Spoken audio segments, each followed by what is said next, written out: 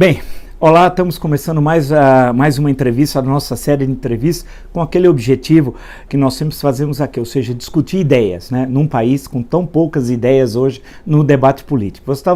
Vocês estavam cobrando, parecia que eu não queria chamá-lo, mas não era um problema meu, é do entrevistado que tinha problemas de agenda, evidentemente, mas que finalmente hoje pôde aceitar o nosso convite. Fico muito feliz, Ciro, por você ter aceito o nosso convite aqui. Muito obrigado. Obrigado, professor. Eu peço desculpa a todos, especialmente ao professor, porque de fato isso é um lugar que eu tinha vontade de estar há algum tempo, porque o senhor é um sopro de luz aí na aridez do momento brasileiro.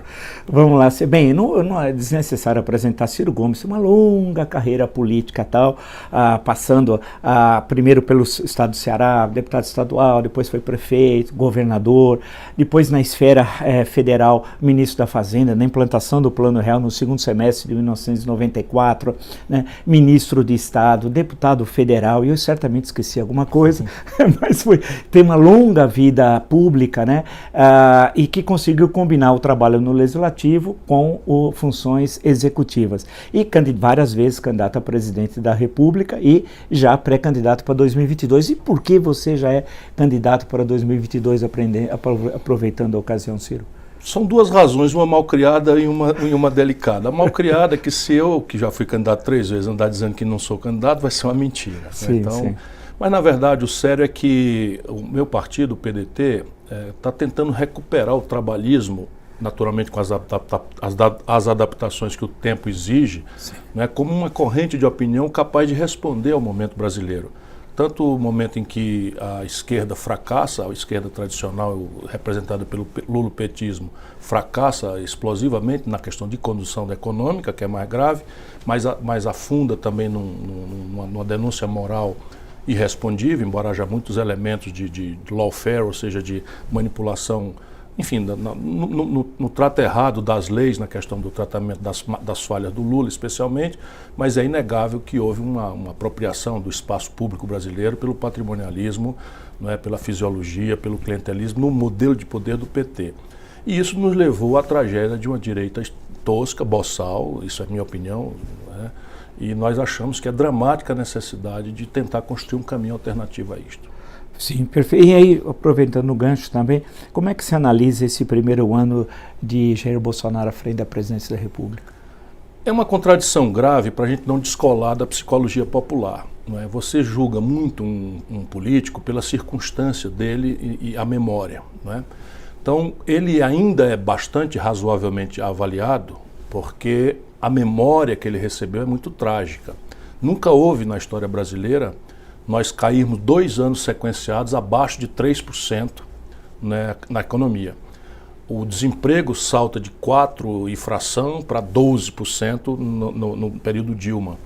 Não é? O colapso da moeda acontece de praticamente subtrair metade da capacidade de compra do povo brasileiro. Isso depois de praticamente 10 anos em que a sociedade brasileira experimentou um fluxo de renda, de crédito, de valorização das riquezas brasileiras no estrangeiro, que alimentou uma justa ilusão no conjunto da população de que as coisas agora iam melhorar, e houve uma sensação de fraude. Então o que é que acontece? Com o Bolsonaro, na prática a economia cresce 0, nada, mas parece uma coisa razoável em função da queda trágica do que aconteceu lá atrás. Com o Bolsonaro, a televisão abandona a agenda da novelização, a televisão comercial, da novelização do escândalo. Né? Então parece, na psicologia popular, de que a onda da centralidade, do escândalo, da roubalheira, que foi novelizada em horário nobre, parece ter cedido espaço. Essas coisas, portanto, mantêm o Bolsonaro nessa faixa de 25% a 30% ainda de respeitabilidade. Isto é a avaliação relativa para a gente não descolar da opinião do povo. Sim. Mas para mim é um desastre completo. É um desastre completo porque, por exemplo, na questão da estratégia de desenvolvimento do país, todos os elementos estão agravados menos um. A taxa de juros é a única exceção em que, de fato, nós temos uma coisa boa, importante. Podia estar bem mais baixa, porque o cenário internacional já é de juro negativo há muito tempo, há uma década, e o Brasil perde uma oportunidade de ouro, uma janela de oportunidade, mas de qualquer forma é inegável que a taxa Selic é a menor da história da taxa Selic. E isso começa discretamente a restaurar o vínculo dos dinheiros com o financiamento da economia, que antes o dinheiro no Brasil só produz dinheiro em si mesmo, e isso está destruindo o país, praticamente o Estado brasileiro. E a política virou uma espécie de catéter, né, sugando as energias de quem trabalha e produz para o rentismo, para a especulação financeira. Na medida que você reduz a taxa de juros, esse é o lado positivo. O negativo é que o consumo das famílias está extremamente deprimido, a brutal informalidade no mercado de trabalho parece ser um objetivo estratégico de um ultraliberal como o Guedes, porque você avilta o valor do salário, o preço do trabalho. O Brasil hoje está com metade da população ganhando R$413 por mês para sobreviver. Isso é uma política de governo. E aí o desfinanciamento das rendas indiretas do povo. É inacreditável, mas o Brasil reduziu 16% a execução orçamentária em educação, numa hora que a gente precisa desesperadamente qualificar a educação, expandi-la em coisas críticas. Não estou nem falando no ensino superior, na ciência, na tecnologia, que são outro nome de soberania. Estou falando num país que tem 60% de evasão na escola média, não é? Num país que tem menos de 20% das crianças, na hora de construir a arquitetura do cérebro do 0 aos 5 anos, em creche. O resto, 80%, não tem creche. Então nós reduzimos 16%. É uma violência, não é? A saúde, já muito depauperada, caiu 6% o investimento também. Então é um desastre, é um desastre. A conduta da posição do Brasil no estrangeiro me está fazendo encher de vergonha.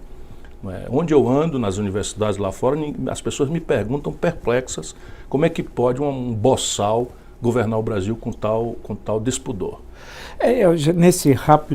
Nesses flashes sobre o governo Bolsonaro, como é que fica, então, você tocou agora no final a questão da política externa, do Itamaraty, da política diplomática brasileira? Olha, estão se rasgando tradições de profissionalismo e de qualificação que, se era uma política relativamente pálida, né, e que oscilava na sua liderança, historicamente, entre uma espécie de, vou parodiar aqui o Mangabeira Unga, uma espécie de mascate para os mais pragmáticos, o Itamaraty devia abrir mercados para a gente vender as coisas, e outro que imaginava uma política de une, que o Brasil devia estar preocupado aí em preservar os laços da Coreia do Norte com a comunidade internacional e se meter na questão da Palestina.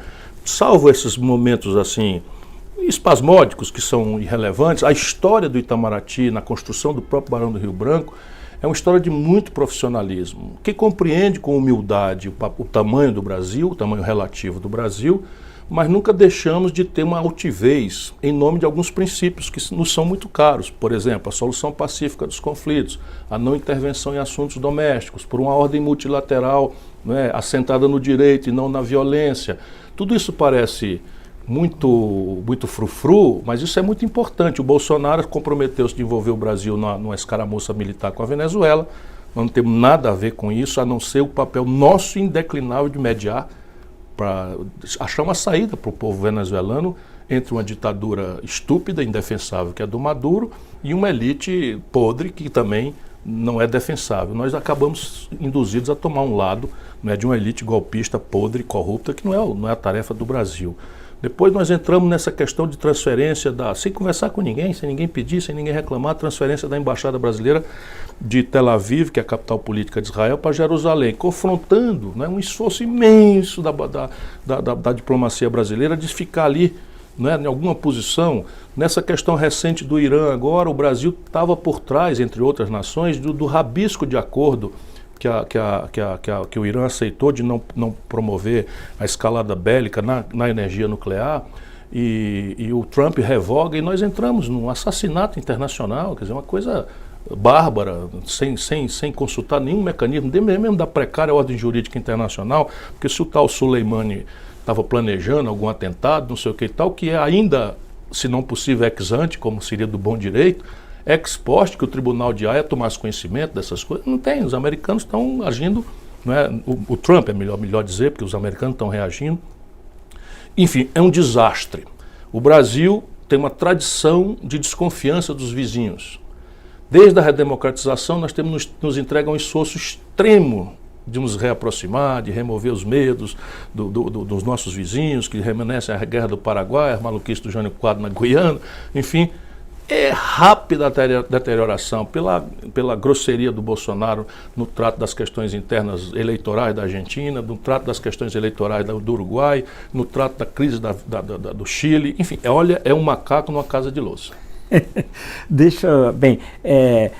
Com base nesse, nós temos outras questões do governo para lembrar tal, mas acho que basta isso. Quer dizer, com esse retrato do governo Bolsonaro, quais são as tarefas, por exemplo, porque o que chama a atenção, Ciro, antes de mais nada, é que apesar de tudo isso, o governo tem uma relativa paz no Congresso Nacional.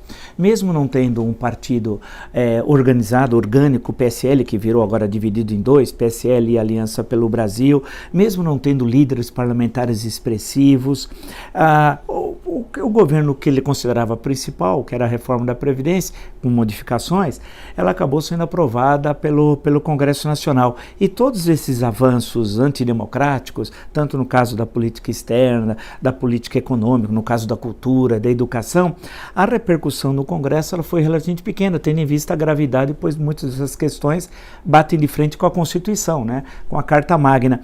Quer dizer, como é que você analisa, além de você estar fazendo política aí cotidianamente, olhando para 22, mas agora, como é que você analisa, então, um governo que tem uma base parlamentar aparentemente frágil, que consegue passar o primeiro ano relativamente tranquilo frente às diversas agressões à Constituição, e nada indica, a princípio, que isso vai mudar nesse ano? Eu atribuo esse fenômeno a dois fatos. O primeiro fato é a memória antipetista, que parece ser a força orgânica mais poderosa hoje no Brasil. Ela não existe para afirmar nada, mas ela existe para negar. E nesse sentido, bem orientado pelo Steve Bannon, enfim, que é uma figura meio esquisita, que está por aqui aconselhando o Bolsonaro e os militares, enfim, o Bolsonaro reina, todas as vezes que o conflito se agrava um pouco, ele reina de se forçar a mão, o Lula volta. Então isso ainda tem muita força na maioria das forças. E o Brasil está se cindindo como eu nunca vi nesses 40 anos, porque em Fortaleza, um candidato apoiado pelo Lula tem 44% de menção positiva. No Rio Grande do Sul, um candidato apoiado pelo Lula parece ter 70% de menção negativa, a mesma figura, com todas as contradições. Isso me preocupa muito. Então essa força antipetista, pelo menos no Congresso Nacional, galvaniza aquela brutal inorganicidade de Centrão, MDB, confusões que tal, etc, etc. A outra questão é que a agenda do primeiro momento, professor, é uma agenda muito em linha com o que o centro do poder econômico brasileiro pede. Portanto, aqui o Congresso não está dando paz ao Bolsonaro pelo Bolsonaro. Apenas o Bolsonaro tem um ponto de interseção nessa agenda, reforma trabalhista, reforma previdenciária, da forma como foi desenhada, com aquilo que o estamento plutocrata brasileiro acha que é a melhor agenda para o país. Onde é que eu vou tentar demonstrar isso? Em todas as tentativas que o Guedes fez de caminhar para a questão fiscal. Então, na questão fiscal, é flagrante que não há solução no Brasil cortando as despesas como a retórica demagógica propunha. Tá lá, fecha os ministérios e tal. Então, fecha os ministérios. O Guedes fundiu para si 3 ministérios. Eu fui ministro da Fazenda, que é o ministério que ele ocupa. No meu ministério da Fazenda tinha 5 secretarias, que são uma espécie de vice-ministro. Cada um deles tem um carrão preto, um cartão corporativo, diário, apartamento funcional, etc. O Guedes tem 21. Esses papos furados que vicejam no Brasil, sem fazer conta. Não é que não tenha muito desperdício, muita bobagem, tem, mas não se acha bilhão para resolver o drama brasileiro, que está na centena de bilhão, né? Ou na 2 centenas de bilhão, referindo aí o déficit primário do país, sem falar na taxa de investimento criticamente baixa. Pois bem, na hora que o Guedes propõe por aqui, por ali ou por acolá, ele não encontra prosperidade, não avança. E isto vai revelar o limite do poder real da relação dele com o Congresso Nacional. E tem um terceiro fator, que é adjetivo e está para todo mundo. Qualquer um no Brasil, nesse presidencialismo maluco brasileiro, que é o primeiro ano, o cara anda nu na rua e a turma, parabéns. Sim. Mais ou menos isso. Então. Agora, para retroagir e depois avançar, o cenário, como que você analisou, e como participante ativo, do cenário eleitoral de 2018, já que foi um cenário aparentemente atípico em relação às eleições presidenciais desde 1989, né? Foi um cenário muito particular, inclusive porque houve um atentado a 6 de setembro daquele ano, em que tem uma interferência no processo eleitoral. E houve uma emergência nas eleições para o parlamento e alguns governos de estado e nas assembleias legislativas do aparecimento do que se chamou, na falta de uma melhor expressão, de nova política tal. Como é que você, como participante ativo desse processo, analisa o que aconteceu em 2018? Eu não vejo muita novidade. Tirante o atentado, que de fato passionalizou, aconteceu mais ou menos aquilo que nós já conhecemos no Brasil. Você tem um problema antecedente, um problema ancestral, que é, vamos dizer, o colapso da ordem constitucional de 88. É uma Constituição que a minha geração comemorou muito efusivamente a conquista dela, nos apaixonamos, nos emocionamos na defesa dela, mas as novas gerações, e são novas gerações já de 40 anos, não é? Eu tenho 62, então 40 anos para baixo, considera a nossa Constituição uma grande mentira, uma promessa mentirosa, porque anuncia um salário mínimo pródigo, anuncia um sistema de saúde generoso, e não se cumpre. Fora 1000 outras coisas que nem sequer regulamentadas foram. Então há um colapso disso, e a população brasileira, como é normal no mundo, e a gente tenta replicar a lógica americana, que não tem nada a ver conosco, embora sejamos o país do Ocidente mais parecido com eles, sob esse ponto de vista da organização, federação, etc., de constitucionalidade, somos sistema jurídico, somos completamente diferentes. Então o que é que acontece? O Brasil bipolar. Então era ditadura versus oposição. A oposição ganha, a ditadura some. Depois você tem uma ideia de que agora, na redemocratização, vai ser PFL contra MDB. Os dois somem, rapidamente surge o Collor. Depois, desastre tal, surge uma nova polarização, que é PT-PSDB, e agora essa se encerra. Então, parece ser vamos dizer, um ciclo em que a não entrega da promessa ou a entrega perfunctória, rápida, não sustentável, ilusória, desmoraliza as grandes forças e predispõe a sociedade à busca do novo. Os marqueteiros apanham isso e propõem, então, uma coisa que não existe, a nova política. Então, papo furado, grande. O Dória eu conheço, deixa eu ver de quando. Eu era prefeito de Fortaleza, a quinta cidade brasileira. O Dória era presidente da Embratur do governo Sarney. E dali foi corrido por corrupção. Além de termos, na época, protestado com muita veemência, porque ele fez uma propaganda anunciando o turismo da seca, em que ele propunha que as pessoas de São Paulo, abastadas, fossem para o Nordeste conhecer a seca, os esquálidos miseráveis e famintos. Eu estou rindo aqui porque essa barbaridade aconteceu e esse camarada com a marquetagem está nova política. Enfim, isto também está se desmoralizando muito rápido, não é? Então, isso é o momento brasileiro. Agora, você acha que, sendo assim, se está se desmoralizando rapidamente, 2020 agora vai repetir 18? Ou é um fenômeno esse que você está descrevendo, exclusivo de uma eleição no final, fechando um ciclo que nasceu lá em 88? Não é. Eu estou propondo que a gente examine a crise brasileira, e não é nos palanques, é no meio acadêmico, refletindo, porque isso analisa a crise brasileira como uma crise a mais grave da história, com 3 camadas. A primeira nós temos como uma consequência da nossa ambiência internacional. Então, só para o povo brasileiro não sofrer mais do que estamos sofrendo, né, esse maluquete que está lá na primeiro-ministro da Inglaterra fechou o parlamento inglês para não discutir precocemente o Brexit ou a negação do Brexit, usando uma lei dos anos 1600. Então, o Trump é o que é e tal. Então, há uma crise do sistema representativo, da democracia representativa. Pendularmente, isto está vindo com certo delay. A América Latina ainda está no momento em que a Espanha esteve 20 anos, 15 anos, 12 anos atrás, que é a desmoralização completa e o surgimento de movimentos em substituição aos partidos tradicionais, que a velha França, né, também 13 candidatos a presidente da República na França. As pessoas, o Brasil tem partido demais. A França teve 13 candidatos, porque também representa um colapso de concepção. Não é? O Mélenchon representava uma esquerda mais tradicional, o Macron foi ministro do Hollande, que era partido socialista, e se apresenta como candidato com discurso neoliberal, sabe-se lá o quê, não era direita também, porque tem uma direita mais tosca, mais grosseira, excitada pela migração, pelo fato de que os muçulmanos vão dominar com seus costumes, hábitos e valores a maioria da população francesa em 10, 15, 20 anos, é o discurso da direita. Tudo isso está na América Latina. A crise da democracia representativa, o colapso do marxismo-leninismo como elemento religioso, fácil de ser replicado, não precisávamos estudar muito, né? E a proposta neoliberal desmoralizada em 2008. Então é um certo buraco. Deixa eu pôr uma questão para complicar. É bom sempre complicar. Sim, claro. As interpretações. Lembre-se que eu estou falando da primeira camada da crise. Sim, da primeira camada. Vamos deixar a segunda e a terceira para daqui a pouco.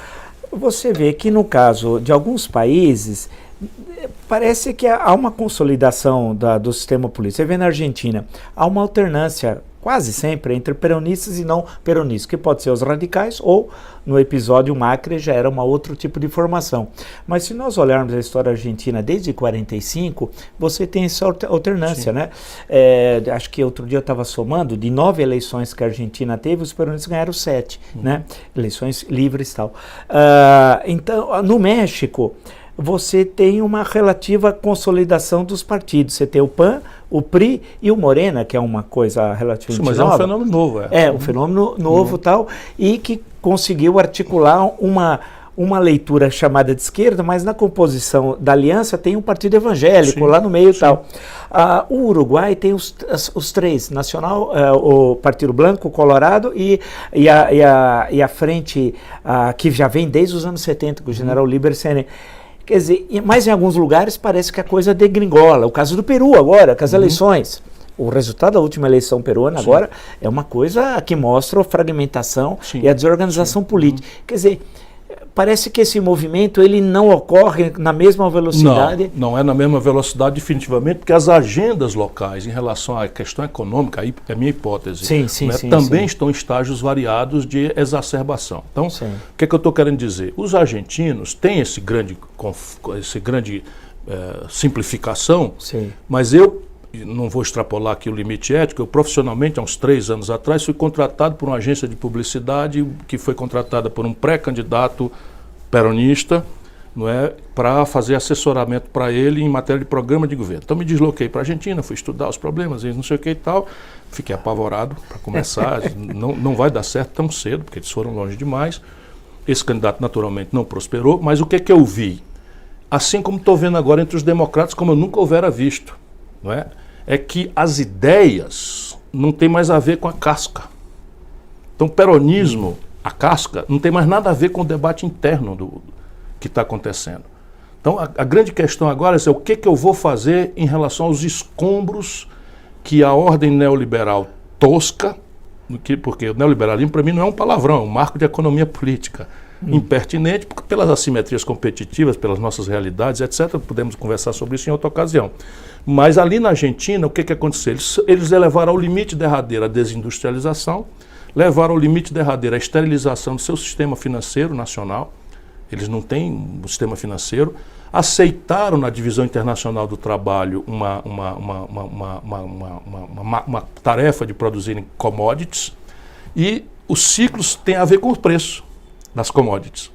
O Chile é outra lógica, completamente. Outra lógica. O Chile é bem polarizado, mas a discussão na oposição no Chile, isso é importante, porque o Piñera, por mais que esteja sendo violentamente assim, denunciado pelo povo, me parece que é o estadista que está melhor compreendendo o desgaste e não está reprimindo, ele está aceitando. Muito errado, muito vacilante. Agora ofereceu uma resposta de cortar pela metade o salário dos políticos, que é uma coisa que, tudo bem, vamos lá, fazer, mas isso não é a questão, mas está fazendo imposto sobre grandes fortunas e está aceitando reconhecer aquilo como uma insurgência revolucionária e está atribuindo até a possibilidade de convocar uma Constituição.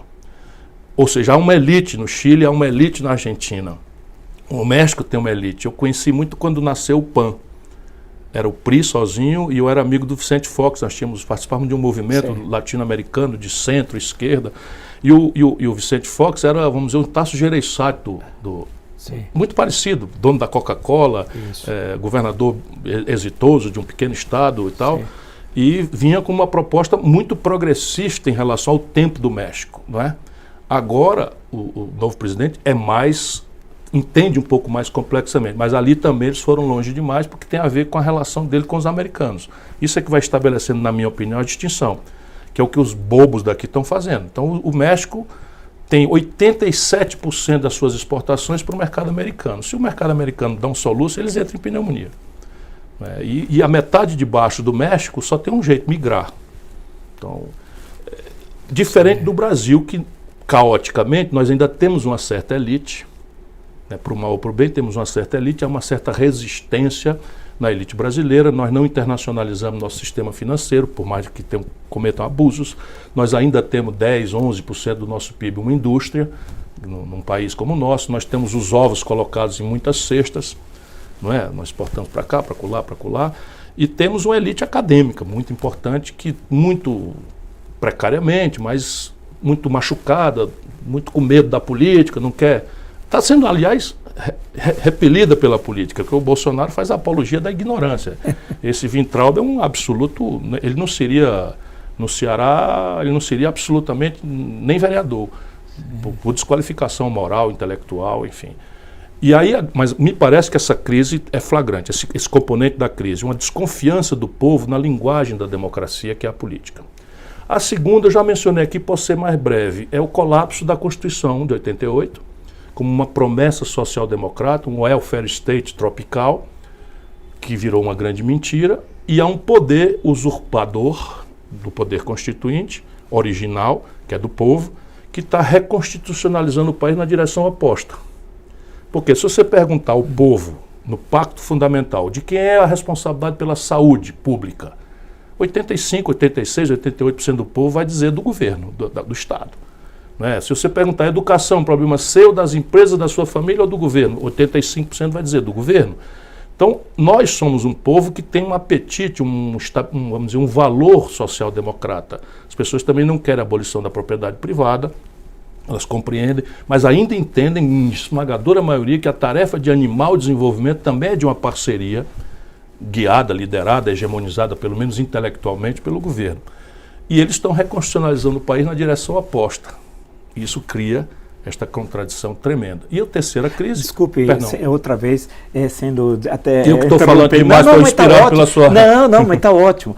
Na segunda, então, nessa segunda camada, nesse caso, se a Constituição teve mais de 100 emendas num prazo tão curto de tempo, né? 3 décadas de vida. Nesse caso é necessário uma nova Constituição e aí, portanto, uma nova Assembleia Nacional Constituinte, ou a tarefa vai ser de qualquer governo continuar fazendo emendas sucessivas? Nós, assim, que eu sou profissional do direito, professor de direito constitucional, não posso me chamar um constitucionalista, como eu quase ia dizendo aqui, mas nós que apreciamos o direito constitucional, os curiosos do direito constitucional, não reconhecemos poder constituinte original no sistema representativo tradicional. Então, salvo uma ruptura que está parecendo acontecer no Chile, aqui todo e qualquer processo constituinte tem que derivar para o poder constituinte derivado, me perdoe o pleonasmo. Então, que é a emenda. O que quer dizer que as cláusulas pétreas estão intocáveis. O Haddad, por exemplo, ninguém entendeu no debate, eu perguntei para ele, que história é essa de constituinte? Porque o Bolsonaro e o Mourão estavam propondo também. Sim. Que é uma coisa, sim, nós temos que reformar o país pela emenda. Só que a emenda, ela não pode colidir com as cláusulas pétreas. Claro. Então, por exemplo, é cláusula pétrea, no caso do Brasil, não é a federação. A federação, mas eu quero dizer também na questão das liberdades públicas. Sim, o artigo 5º. Né, as liberdades públicas estão ali. Então, se você não pode selecionar um roteiro de cinema ou de televisão para financiar ou dar o atestado para financiar, como o maluco da Ancine propôs. Você não pode fazer isso porque colide com a cláusula pétrea. Né? O que nos leva a outro drama lateral a esse, que é como está tendo toda essa malversação do poder constituinte, há uma brutal judicialização da política no Brasil. Né? Essa é a segunda camada da crise. E a terceira é uma crise que predispõe o povo ao autoritarismo, que é o medo. O medo do estar na vida, o medo do futuro, o medo de como seu filho ou sua filha vão ou não vão voltar para casa hoje. Então são 55 milhões de pessoas entre abertamente desempregadas ou vivendo de bico. 63 milhões de pessoas com nome sujo no SPC. 100 milhões de pessoas ganhando R$413 em média por mês. Estou rindo aqui para não chorar. Né? 66 mil estupros no último ano oficialmente levantado. Então, este caldo de cultura, né, vem em antagonismo com uma rampa de ascensão social via crédito. Subiu de 17% para 55% do PIB. Salário mínimo subiu de $100 a valor de compra equivalente para $320 no período Lula. E com o período Dilma, tudo isso dá para trás. Então, as 40 milhões de pessoas foram e 40 milhões de pessoas foram de volta. É ódio. E a velha esquerda, não entendendo nada, se refugia, porque tem um nobre sentimento de solidariedade, se refugia numa agenda identitária que colide de frente, assim, quase como um murro na testa ou no beiço do nosso povo, com a sua agenda identitária. Aí, abortista. O debate é assim. Sabe? Essa esquerdinha burra acha que o nosso povo é tão idiota que os pastores vão lá e tomam o dinheiro deles sem eles saberem que estão dando dinheiro. Eles não estão entendendo nada. As pessoas estão pagando por pertencimento. Porque o coletivo, o comunitário, o político desmoralizou-se. E estão pagando por pertencimento. Na minha vida lá no Ceará, eu conheço depoimentos de mães assim, ó, o pastor me deu dinheirinho para eu pagar o traficante para não matar meu filho. Mistura tudo isso e olha o tamanho da crise. Frente a isso, Ciro, nessas 3 camadas que você apresenta tal, então vamos pensar agora o caminho das alternativas, né, que se apresenta ao país, né, frente a esse quadro.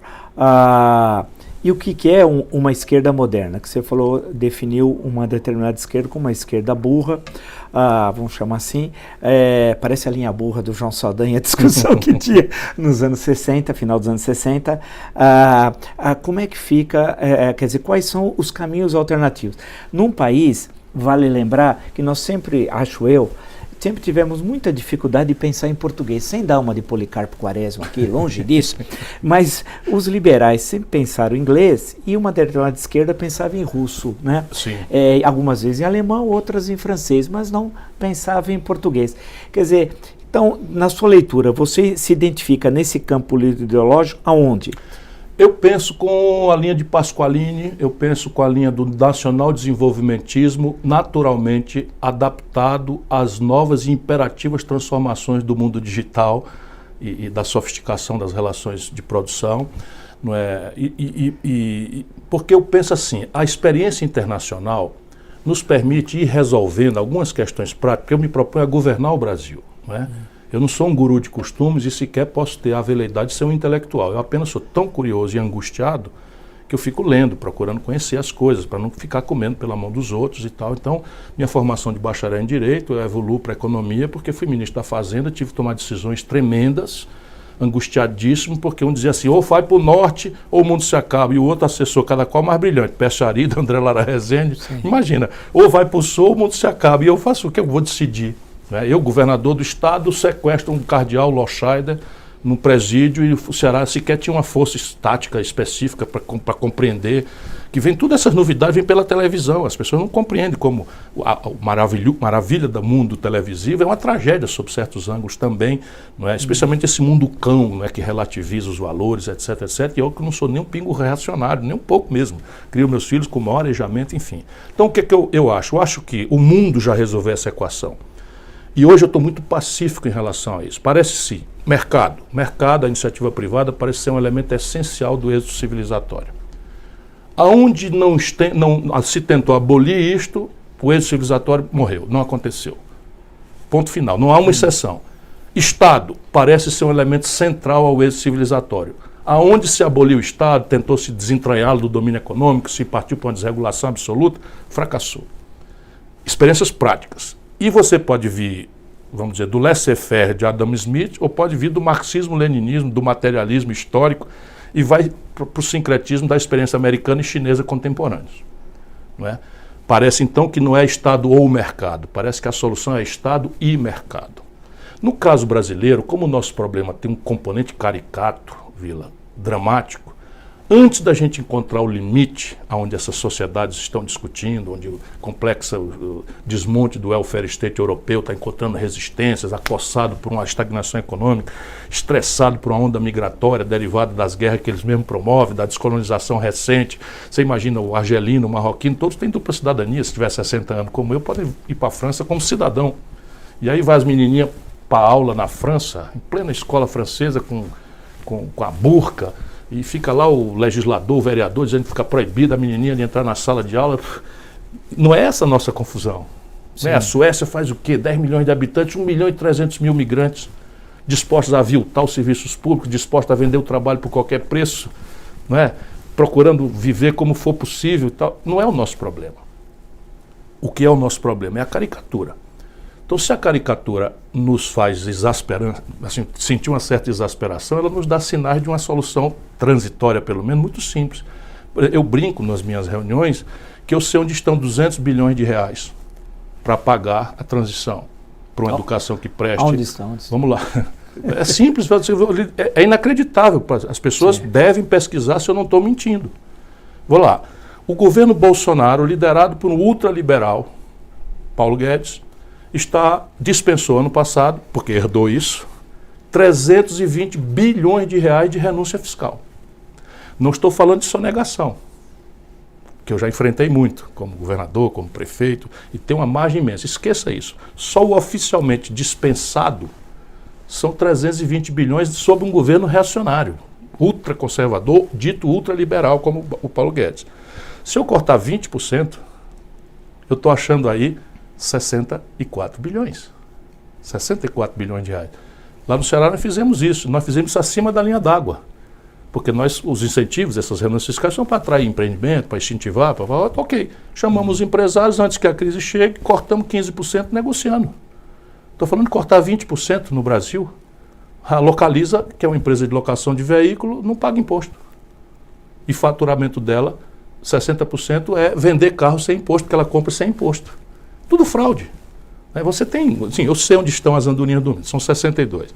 Se nós cobrarmos o que eu, Ciro Gomes, ministro da Fazenda do presidente Itamar Franco, já cobrei neste mesmo país amado, por você e por mim, um imposto sobre lucros e dividendos empresariais, não estou falando do reinvestimento, só aquilo em linha com as melhores práticas internacionais. Por exemplo, esse tributo foi aumentado na crise de 2008 nos Estados Unidos e só o Brasil, a partir do Fernando Henrique e do Lula, não paga. Se eu cobrar o que eu já cobrei, a gente arrecada 70. Dá mais 70 mais 64 dá 134 bilhões de reais. Depois, no Brasil, qualquer proprietário de Fusca, de motocicleta, enfim, paga IPVA. Os donos de jatinho, de lancha, de helicóptero e tal, não pagam. De iate, não pagam. Aqui dá para arrecadar mais uns 7. E assim você vai construindo. Isso estou falando por ano, Vila. Sim. E a gente não precisa virar o jogo com um ano apenas. Basta que você tenha um sinal. O Paulo Guedes está caindo em si, ele está vendo que convenceram que ele não tem experiência no setor público. E eu não tenho um dia de déficit na minha carreira. Governador, prefeito, ministro da Fazenda, nem um dia sequer. Pelo contrário, fui ao mercado, o governador tinha tanta folga que comprei a dívida do Estado do Ceará, aquela dívida de títulos imobiliários que quebrou São Paulo, quebrou Rio de Janeiro, quebrou Banespa, quebrou Bané, etc. Eu fui ao mercado e comprei com 15, 20 anos de antecedência do vencimento, com 34% de deságio, para proteger o meu Estado. E faz 20 anos que a gente não ouve falar, 30 anos que a gente não ouve falar em atraso. Pagamos um salário de professor ainda muito baixo, muito maior do que o de São Paulo. Então, eu falo isso, não estou por gabolice, é porque, para além da ideia, que parece ser simples demais, né, eu quero dar um exemplo concreto de onde as pessoas podem examinar. Se a gente tem essa perspectiva fiscal e aquilo que eles já estão fazendo de trazer a taxa de juros para um padrão minimamente civilizado, aliás, com 10 anos de atraso, porque desde a crise de 2008 o juro internacional é negativo. Então não tem arbitramento. O Brasil já podia estar com a taxa de juros a 4%, fazendo um trabalho de descartelização do sistema financeiro, estimulando as fintechs. Você restaura o financiamento, como já está começando a acontecer espontaneamente. Ajudar as famílias a superar o endividamento explosivo, que representa 60% das energias motrizes do crescimento do PIB. Ajudar o empresariado a reestruturar seu passivo. Nós temos 360 bilhões de dólares de reservas cambiais, que o PT se orgulha. Ah, temos 360, agora o Guedes está queimando. O Guedes está queimando, é um absurdo, é perigoso, não devia fazer. Mas o PT construiu isso tomando dinheiro emprestado a 14% para emprestar a zero em dólar. Isso é um absurdo completo. Por isso que eu estou dizendo, para quem conhece o ramo, o Brasil precisa ter 200 bilhões de dólares já com folga. Tem 160 bilhões de dólares de reserva necessariamente caras, que a gente podia, parte disso, transformar num fundo soberano para reestruturar a dívida de empresários que quisessem investir, com determinadas condições, objetivos, nada de campeões nacionais, nada disso, né? e ao mesmo tempo pagar uma parte importante da dívida interna brasileira, né? Enfim, eu fico animado porque tem saída para o Brasil. E nesse caso, né, das saídas, né, agora olhando 2020 para 2022, quando o Brasil vai fazer 200 anos, inclusive, hoje, grosso modo, apesar que no Brasil prevê com 2 anos... Quem seria a Semana de Arte Moderna, que é 22 também. É verdade, é verdade. Nós estamos conversando no bastidor aqui. É verdade. Tarsila do Amaral seria a Anitta ou... Agora o cenário aqui cultural é desesperador. Mas, veja... Ali, Regina Duarte. Agora não, veja... eu estou estimulando a Regina Duarte. Veja o seguinte, nesse cenário, para 2022, 2022 no Brasil 2 anos é uma eternidade. Mas vamos pensar em termos de fazer uma divisão, grosso modo, de alguns possíveis postulantes à presidência da República. No campo mais à direita, nós seríamos o presidente da República, candidato à reeleição, inclusive o presidente que mais cedo antecipou uma campanha de reeleição na história recente, né, afinal, desde 97, que foi aprovada a emenda. Bem, tem ele, provavelmente o Sérgio Moro, é possível que seja candidato também a presidente da República, é uma possibilidade, é assim com candidatos viáveis. Tal. Depois tem aqueles outros que não nos interessam. E aí há um monte de coisas de candidatos no centro, que o centro parece um pouco o mercado. Nunca me apresentaram o mercado, eu não sei a idade, se é alto ou baixo, gordo ou magro. É igual durante o regime militar o sistema. Eu não sabia que era muito prazer, eu sou o sistema. Eu sou o sistema. Nunca me apresentaram. Mas o centro, que também é tudo e parecer nada, então tem vários candidatos aí ao centro. Um deles, o Luciano Huck, que hoje tenta, inclusive, o Armínio Fraga tem uma entrevista hoje, se dizendo de esquerda, né? A sua concepção liberal para o Brasil seria de esquerda, de acordo com ele, algumas ideias que ele apresentou, o que eu acho que ele, inclusive, não está errado, porque se o Stuart Mill chegasse hoje ao Brasil, ele seria considerado comunista pelos liberais que estão no governo. Milton Friedman também. Tem algumas questões... O Suplicy sempre alega isso. Quem imaginou o renda mínima foi o Friedman. Então, é que nós somos um país tão atrasado, né? Nós somos o extremo ocidente, o Brasil é muito longe da civilização, né? As ideias demoram muito tempo para chegar. Então, aí temos vários que deve ter um candidato do PSDB, não se sabe quem, provavelmente o Dória, se conseguir se viabilizar. Há uns candidatos ao centro, o DEM não sabe bem a posição, etc. O Luciano Huck é provável que saia candidato até pelo Cidadania, mas uma candidatura de centro-esquerda, e aí a gente vai indo para a esquerda. O PT vai ter candidato, como de hábito, desde 1989, deve ter um candidato a presidente. E aí há outras correntes, mas que não tem grande importância eleitoral, né? Você se situa onde? Porque para você ser um candidato no campo centro-esquerda, você tem dizendo o que você se diferencia dos que estão no teu campo político ideológico. E aí é necessário algumas vezes bater de frente, bater, no que diria no futebol, da medalhinha para cima, né? E nesse caso é necessário que você se dissocie, já está fazendo, pelo que eu acompanho, do PT. Agora, como é possível se dissociar? Se eu estiver errado, você me corrija, do PT. Se você foi, aí vamos pôr um dedo num ponto polêmico, foi ministro do primeiro governo Lula. E se historicamente no Ceará há uma aliança, ao menos dos últimos anos, entre a sua corrente política e o PT. Nesse caso, como definir o PT? Com as palavras que você disse no início da nossa conversa, foram palavras duras, tal, sobre o significado do PT para a história recente do Brasil. Como é que você fez parte desse projeto, se é que fez, aí você responda, e a questão no Ceará é que essa aliança permanece, ou se ela vai terminar nesse processo agora, de 20 ou de 22. Não, como é do seu hábito, com a maior lucidez, você descreveu o tamanho da dificuldade, do Brasil e minha. Né? Então, antes de mais nada, reconhecer a tamanha complexidade do quadro. Porque o Brasil é um país, tem essa questão, o Brasil muito grande, são 27 unidades da federação, o negócio é complicado. E o grande problema é que o adjetivo tomou conta do que devia ser substantivo. Então, você chamar o Luciano Huck de centro-esquerda é muita licença poética, tá certo? Por quê? Porque ele está se chamando ele percebe aquilo que eu descrevi aqui, o povo brasileiro está no campo da centro-esquerda. O povo brasileiro não é de direita, o povo brasileiro não é de esquerda, o povo brasileiro tem uma posição de ao centro-esquerda. Traduzindo no substantivo, quer dizer, as pessoas querem um Estado sadio, um Estado limpo, não corrompido, não apropriado de forma fisiológica e corrupta, a serviço da promoção do desenvolvimento e da superação das desigualdades. preservando a vitalidade da iniciativa privada. Isso é muito consenso no Brasil. Assim, uma outra direita xenófoba, estúpida, boçal, o Bolsonaro bajula essa emergência da manipulação do sentimento de amor ao sagrado de parte da nossa população que aderiu ao neopentecostalismo. Isso tudo é fraude, tudo é malversação do espírito, não é, de boa-fé do nosso povo. O que é que eu vejo simplificando essa confusão? Eu vejo que a direita, essa coisa, independentemente do Bolsonaro, o bolsonarismo representa algo ao redor de 25% do eleitorado brasileiro nesse momento. E não cabe, porque as coisas são decididas assim, não tem tantas ideias quanto candidatos, as ideias são 3 ou 4. E eu vou fazer com que a impostura, a conversa mole, o adjetivo, que não seja como foi na eleição passada, que eu já tentei fazer e vou fazer agora despudoradamente, e aí eu chego na questão do PT. Então, 20%. Não cabe Bolsonaro, Moro e Dória.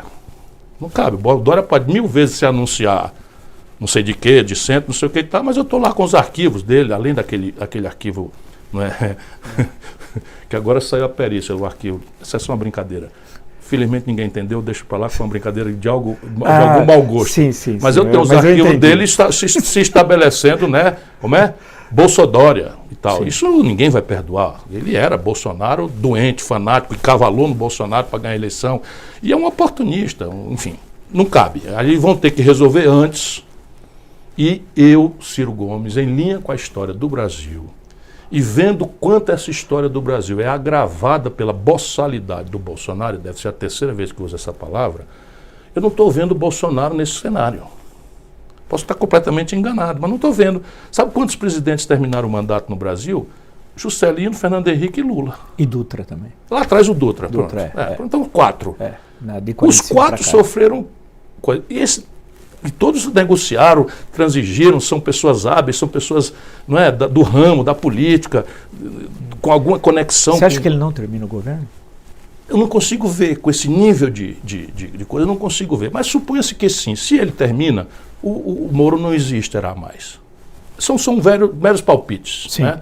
Palpites de uma pessoa que é interessada. Então, dê todos os descontos. Do outro lado, eu vejo o petismo, o lulopetismo, como 25%. E aqui é o seguinte, não é o PT, não é o simpatizante, não é o eleitor que no passado deu grandes vitórias ao PT em São Paulo, no Rio Grande do Sul. Estou falando do lulopetismo, daquele núcleo duro que está indo para o gueto. Você vai ver as eleições municipais agora, está indo para o gueto. Que nem lá atrás o PFL foi lá para o gueto. Foi lá para o gueto, lá para o grotão e tal. Já nas capitais já tem dificuldades tremendas, nas grandes cidades tem dificuldades tremendas para prosperar. Mas tem 25%. Ou seja, tem 50% do eleitorado brasileiro que não se sente bem representado nisso e que vota nisto por conta de não ser contra aquilo e vota naquilo por ser contra isto. É nesse lugar que eu me situo, desde sempre.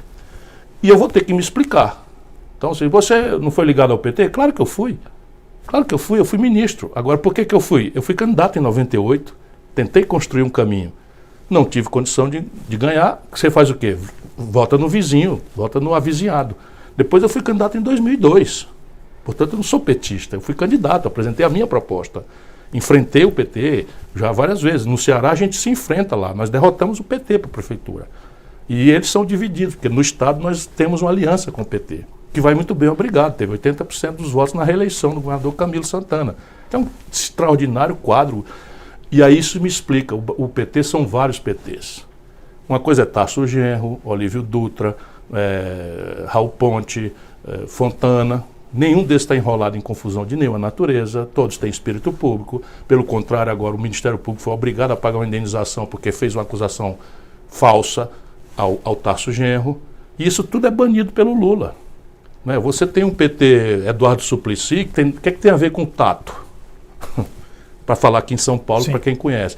Então, eu continuo amigo, porque esse é uma gente que nós não vamos inventar outra. Agora, eu colido de uma vez por todas com o lulopetismo. Essa hegemonia que está aí no PT, nós vamos ter que derrotar ou o Brasil não sai dessa. Sim. Vamos ver se o povo me entende. Não é? Sim. E o caso do... Agora, eu também posso dizer que eu ajudei a fazer o real. Sim. O Lula ficou contra o plano real. Então, a minha vida já é assim. Eu saí do governo do Ceará às pressas, assumi o Ministério da Fazenda, numa hora crítica, o real estava fazendo água. E o Lula votou contra o Plano Real, o Bolsonaro votou contra o Plano Real. Eu estava lá correndo risco para ajudar a fazer. Depois, no auge do Fernando Henrique, ali nos primeiros anos, rompi. Fui para os Estados Unidos, fui para a universidade, fui escrever, fui ler, abandonei a política.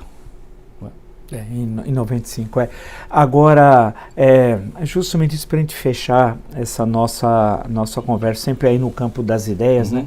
De pensar como é que discutindo a história recente do Brasil, olhando, tendo a perspectiva para os próximos anos, situando o Brasil na América Latina e no mundo, né, com essas modificações, para discutir essa questão bem contemporânea. E é bom lembrar que se me cobrarem, porque todo mundo faz marcação cerrada, parece a antiga marcação italiana homem a homem e tal. Então, eu não vou entrar naquelas discussões que eu acho menores que aparecem, ou do Fernando Holliday, das coisas. Eu acho isso daí absolutamente desprezível para discutir as questões que interessam ao Brasil, ou de outras coisas. Eu acho que isso não interessa. A gente tem que discutir questões estruturais de fundo, né? Não ficar naquela pequena, nem vou chamar de pequena política, até exagero, né? Essas coisas que não me interessam. Mas nós estamos vivendo agora, nós estamos no calor da hora, pode ser que toda a projeção que se tinha para 2020, feita em dezembro, ou no início de janeiro, com os acontecimentos da China, tenha de se modificar. Né? Tem saído aí uma série de informações bastante preocupantes da queda no primeiro trimestre, tudo indica, do PIB na China. Isso vai afetar muito o resultado final. O Brasil tem uma dependência, não só o Brasil, mas o mundo, mas o Brasil em particular, muito grande com a China, comércio, importação e exportação. O Brasil vive um momento difícil no saldo comercial dos últimos 5 anos, foi o menor agora em 2019, né?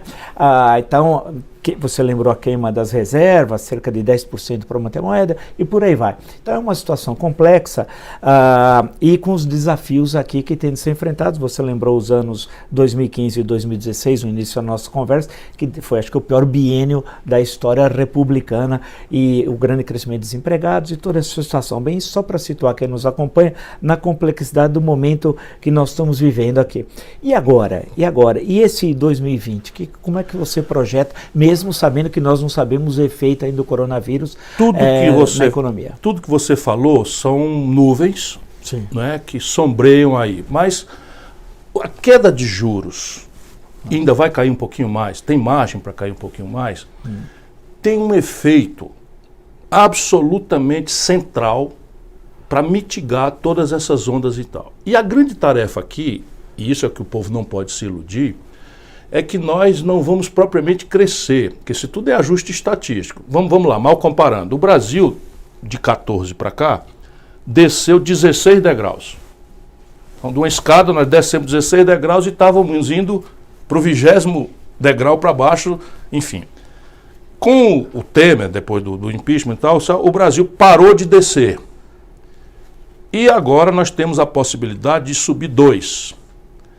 Mas isso quer dizer que, se tudo der certo, o coronavírus não tiver influência nenhuma, a taxa de juros produziu o fenômeno que ela certamente produzirá, de atenuar, né, a trava no desenvolvimento, essa uberização da economia, fazendo a renda, não digo individual, mas o volume de renda melhorando um pouco, na margem, você sai de 12 para 11 fração do desemprego aberto, começa a fraudar a própria novilíngua, né, de que o camarada que está com uma caixa do iFood nas costas, né, é um empregado ganhando R$5 por carreira, forçando a mão, você tem a possibilidade de subir 2 degraus. Significa 2 e fração, a mim não me surpreenderá se acontecer.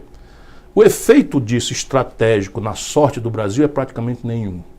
Claro que o mercado vai falar, maravilha, e tal.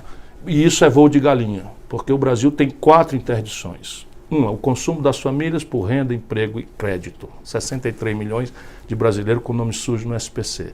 Fico repetindo isso porque isso aqui não tem solução via mercado. Ou a gente reestrutura essa dívida financiando, via crédito, via negociação, fazendo desconto dos abusos, que a gente faz, Vila, no Ceará ciclicamente, a Prefeitura de Fortaleza com o PROCON, a gente faz isso, são filas monstruosas, e vão lá, a gente consegue 90% de desconto, ajuda o nosso povo a limpar o nome, etc. Eu sei muito bem o que estou falando, mas desmoraliza, quer tirar o povo do SPC, isso é mentira. Não, isso é simples fazer, não é difícil de fazer.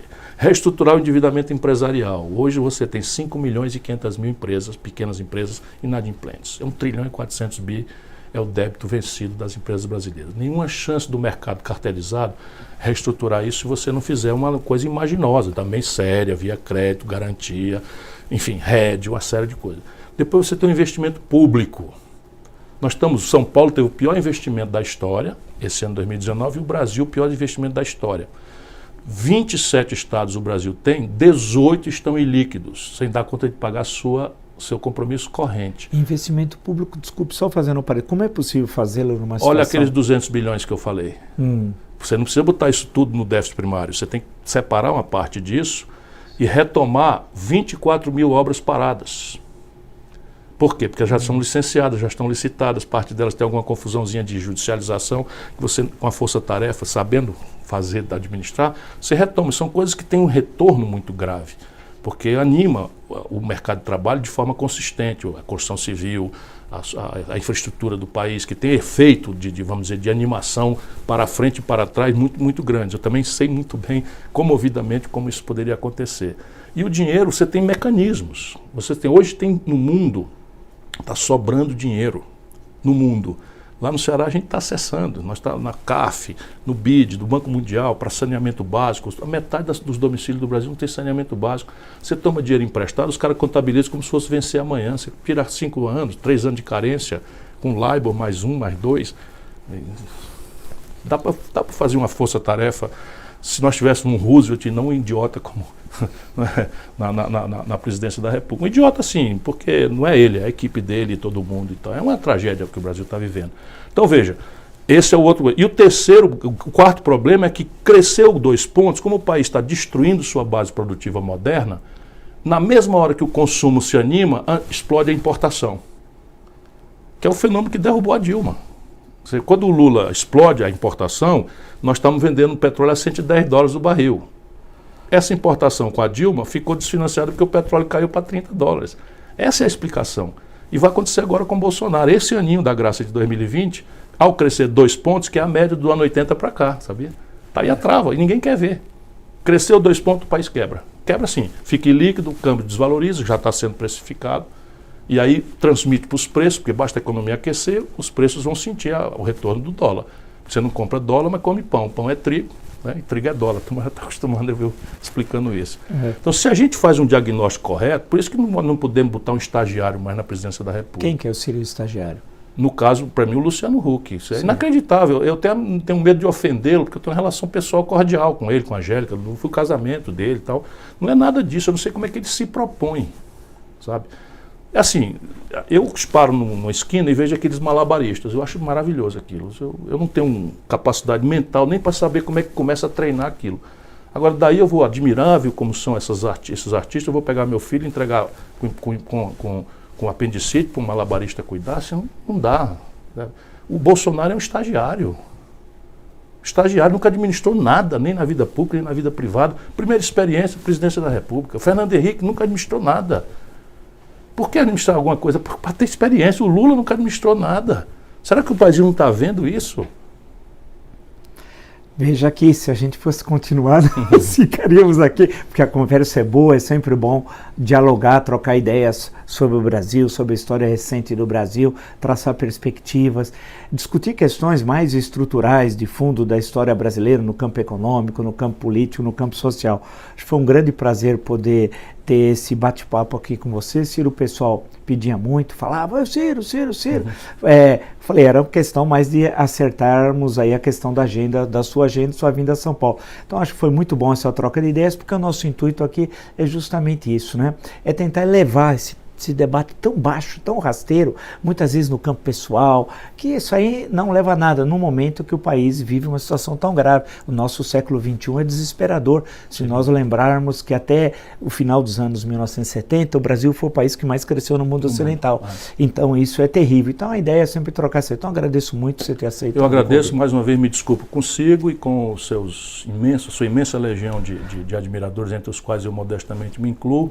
Eu terminei o ano exausto. Visitei, fiz 84 palestras, uma praticamente a cada 3 dias, estive com 60 mil pessoas individualmente em auditórios, porque eu também penso isso, né? O Brasil não precisava estar passando por isso. O nosso problema, antes de mais nada, é um problema de incompetência. A corrupção agrava, passionaliza, a preguiça agrava, passionaliza, as interdições ideológicas atrapalham muito, mas o nosso problema mais grave é a burrice e a incompetência. Valeu. A ignorância que está sendo feita, inclusive, base da premissa do Bolsonaro existir e do Lula petismo. Valeu, muito obrigado então. Até.